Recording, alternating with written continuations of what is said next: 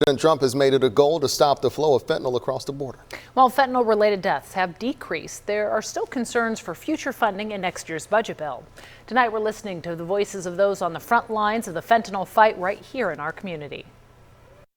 Fentanyl in the Kansas City metro, it's still a reality and a very real threat, which is why healthcare leaders and first responders met here at St. Luke's South Hospital to discuss and strategize. These are the faces of those who fight fentanyl abuse every day.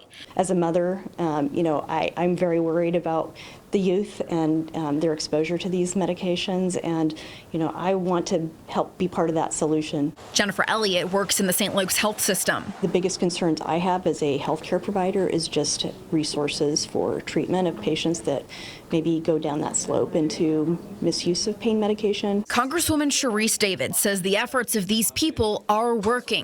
It speaks volumes about the efforts of law enforcement, of our healthcare providers, of educators. The amount of fentanyl deaths nationwide in 2024 has decreased by 24%. In Kansas, fentanyl deaths have decreased by 19%. KC Metro healthcare leaders say there's a big improvement in fentanyl overdoses in the schools because of more education and the availability of naloxone.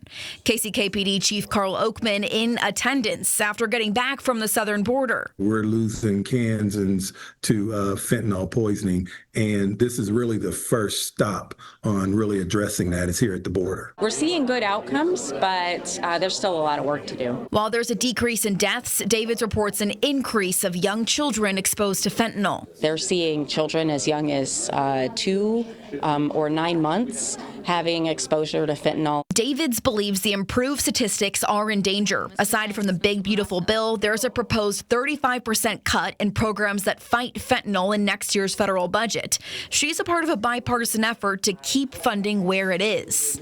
It would have a very detrimental impact on the ability for all of these folks to coordinate and continue to address the fentanyl crisis. Knowing that we have this nice community of people working together to try to combat this problem is really important. Megan Abundis, KSHB 41 News.